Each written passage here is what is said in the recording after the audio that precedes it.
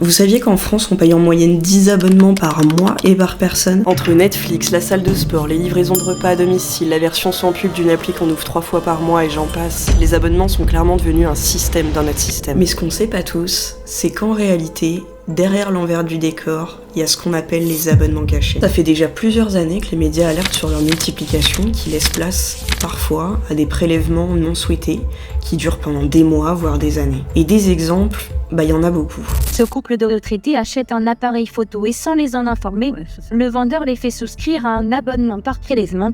Ce n'est qu'au bout de 6 ans et 22 000 € escroqués que le couple s'en aperçoit. À aucun moment dans la réalisation de ce CV, il m'a été clairement indiqué qu'il s'agissait d'un abonnement. La facture est salée. Et ce genre de témoignages, malheureusement, j'en ai vu énormément pendant mon enquête. Et pourtant, dans la majorité des cas, tout commence de façon hyper banale. On perd pas 20 000 € d'un coup. C'est des petites sommes par-ci par-là, des prélèvements relativement discrets sur notre compte. Et là, on se dit, mais qu'est-ce que c'est que ça? Et je pense qu'il est important que je fasse un disclaimer.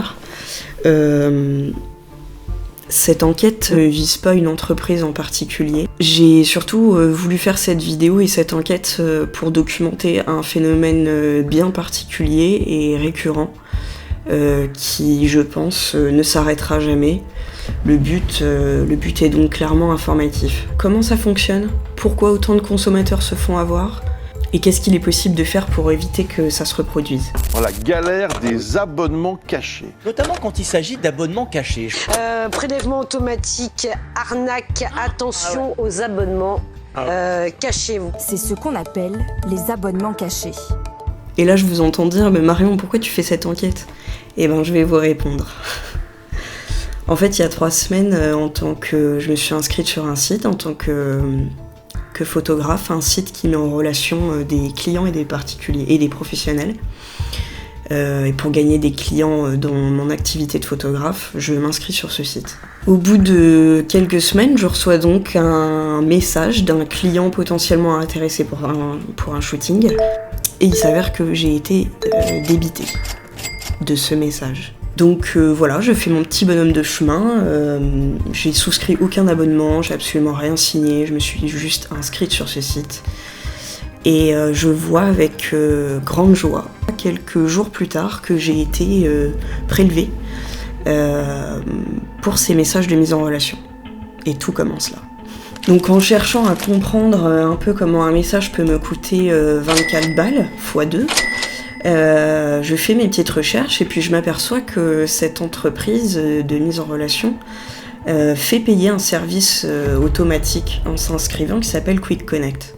Donc selon leurs explications, ce message de mise en relation, effectivement, est facturé parce que j'ai coché une option en m'inscrivant.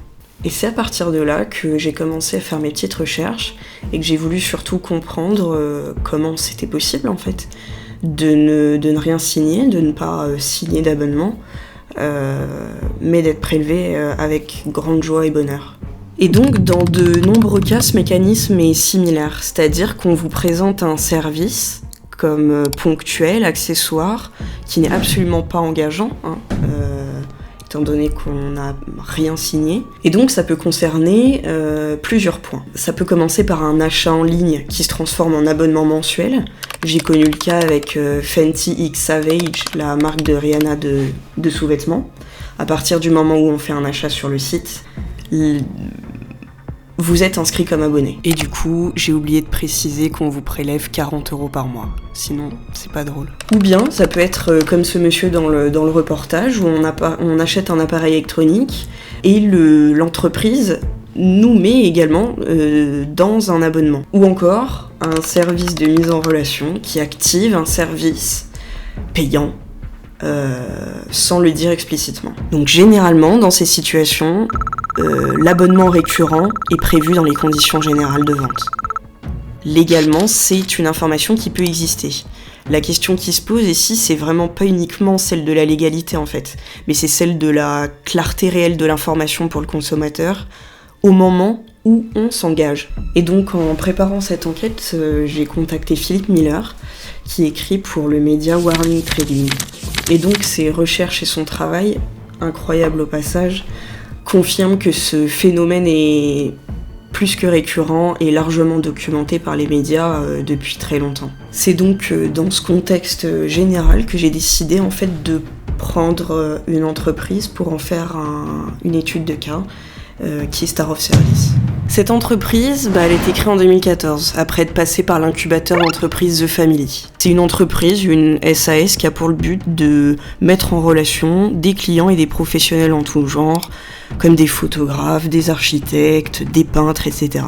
Finalement, un genre de page jaune des temps modernes qui est domicilié aujourd'hui au 128 rue La Boétie, dans le 8e à Paris, et recense selon eux sur leur site plus de 180 000 professionnels inscrits dans 13 pays différents, quand même. J'ai donc mis mon chapeau d'enquêtrice et en fouillant un peu, beaucoup, vraiment passionnément, je me suis d'abord appuyée sur des données totalement accessibles, en ligne, sur internet, et issues de plateformes totalement différentes. Donc ici, on parle de chiffres, et plus exactement des signalements, publiés sur plusieurs années, qui font régulièrement état d'une situation similaire en fait. Des personnes disent avoir été prélevées pour des services qu'elles ne pensaient pas avoir souscrits, ou qui disent avoir découvert a posteriori l'existence d'un abonnement. Sur le site de Signal Arnaque, on recense 22 signalements distincts, publiés entre 2017 et 2025. Sur le site de l'UFC Que Choisir, on a 22 messages qui ont été déposés entre 2018 et 2025, dans un forum spécifique de consommateurs. Sur Facebook, un groupe intitulé Stop Arnaque, Star of Service, qui compte environ 100 membres. Et sur Trustpilot, l'entreprise cumule environ 11 000 avis, dont 2498 qui sont classés comme très négatifs. Mais évidemment, ces signalements ne sont en aucun cas une preuve juridique. Et donc pour comprendre ce qu'un signalement signifie ou ne signifie pas, j'ai contacté Anthony Legros, qui est le fondateur d'une dizaine de sites communautaires, dont Signal Arnaque. Ce qu'il faut vraiment bien comprendre, c'est que nous, on est une plateforme communautaire et ce sont les internautes qui s'expriment sur notre plateforme. Et il y a une grande partie du contenu qui est sur nos plateformes dont je n'ai même pas moi-même connaissance. En fait, pour faire simple, Ligonyuk, il a été porté par une association. C'est nous qui l'avions créé. Nous, on a également créé plusieurs sites internet, notamment Signal Arnaque, Doc, Scamwatcher.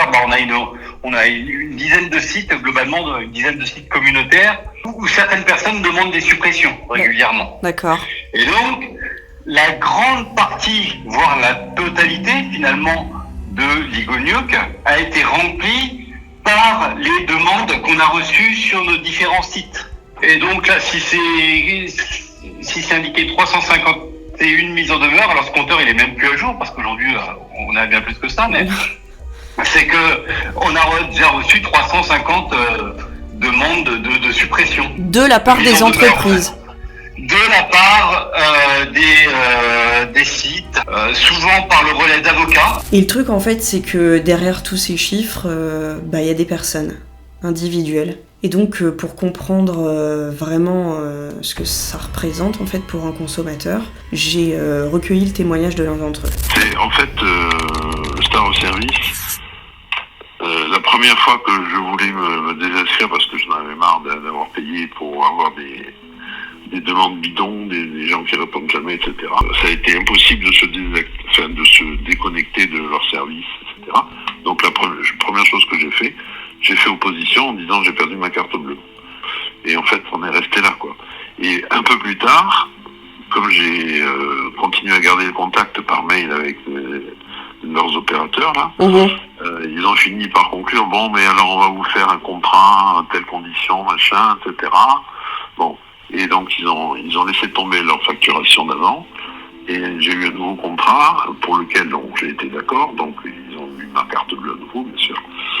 Nouveau contrat mais qui était une espèce de forfait. Je payais assez cher, de l'ordre de 600 € pour 6 mois et ça a marché un certain temps et puis au fur et à mesure ça se dégradait, c'est-à-dire que j'avais pas du tout les demandes correspondant à mes critères. Des demandes aussi de photographes qui se faisaient passer pour un client pour voir comment ça marchait. Bon. Et tout ça, c'était facturé au début. Hein. Oui, oui. Après, moi, c'était pas facturé à l'appel après, puisque j'avais une espèce de contrat global, si vous voulez. Et en poursuivant mes recherches, j'ai retrouvé des récits similaires publiés dans des différentes plateformes, à des périodes différentes et par des personnes différentes qui ne se connaissent absolument pas. Les situations en fait évoquent souvent les mêmes difficultés et c'est ça qui est marrant entre guillemets. On parle de découverte tardive d'un prélèvement, mais aussi de difficultés à se faire rembourser sans comprendre en fait à quoi ce prélèvement est dû exactement. Et surtout la colère aussi. Et effectivement, les associations de consommateurs comme l'UFC Que Choisir alertent très régulièrement sur ces pratiques, surtout les différentes générations, dont celles qui ne sont pas nées sur Internet. Et ce qui est intéressant, c'est que pendant cette enquête, j'ai vu et j'ai reçu plusieurs témoignages de personnes qui ont constaté en fait l'utilisation de leur propre identité sur ce site, à travers une page avec leur nom, avec leur CV, mais c'est pas eux. C'est eux, mais c'est pas eux. Alors encore une fois, ces témoignages ne constituent pas de preuves judiciaires, mais simplement la similarité de ces témoignages et puis la récurrence quand même pose clairement question. Tout ça entrecoupé des abonnements difficiles à résilier, des prélèvements contestés et maintenant des signalements d'usurpation d'identité. Après, si on isole tous ces éléments, ils peuvent sembler anecdotiques. Mais ensemble, ils dessinent clairement un fonctionnement en fait, qui mérite de se poser des questions et de s'interroger. Donc j'ai évidemment contacté cette entreprise pour lui donner un droit de réponse et de nous expliquer en leur envoyant plusieurs questions. Et elle a accepté de répondre à mes questions par mail. Donc on va regarder ça ensemble. À la question « Quelles mesures concrètes avez-vous mises en place pour prévenir et traiter les cas d'usurpation d'identité signalés sur votre plateforme ?»